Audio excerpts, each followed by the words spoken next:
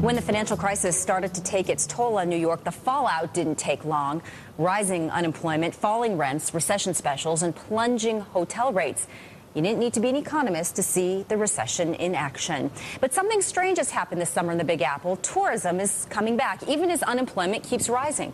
Joining us to help put New York's comeback in context is Bloomberg reporter Henry Goldman. Welcome to you, Henry. Thank you. Nice to be here. So what did you find in terms of New York City tourism? Well, those plunging hotel rates have actually had a silver lining in that it's brought tourists here, and of course they have money and they shop, and so that stimulated the economy some in a time when Wall Street is hurting, fashion is hurting, all the traditional industries, advertising, media, they're all hurting in the city. Here's one that's performing pretty well. And it's all about the hotel rates. Were there any other deals to be had?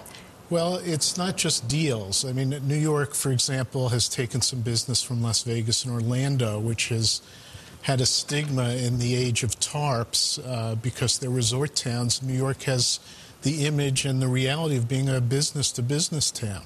So if you're a business conference planner, you're going to see a little bit more business coming out of Las Vegas and Orlando and other resorts. In other words, New York has a bit more of a serious image versus the playful aspects of Orlando and Las Vegas. There was a lot of controversy back in the spring and even in the fall when a lot of members of Congress and President-elect Obama criticized companies like AIG that had booked business conferences in resorts and spas.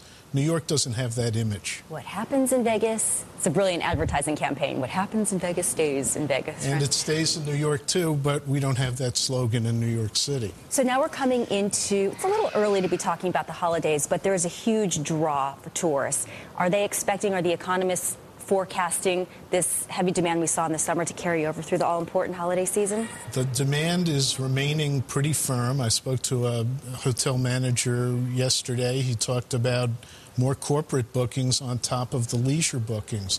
With the dollar going down against the euro and the pound, tourists are coming from overseas.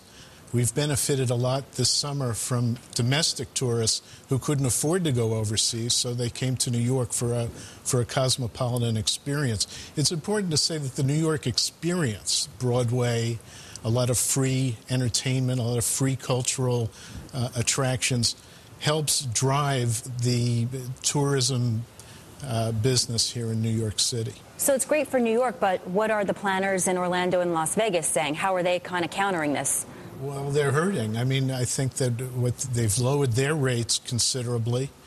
That's helped some, but they have problems if you're in an economy where people might not want to gamble. They might want to prefer an experience in a museum to Disney World or something like that. So they're in a quandary. They're still trying to figure it out. All right. Many thanks, Henry Goldman, Bloomberg News reporter. Thank you.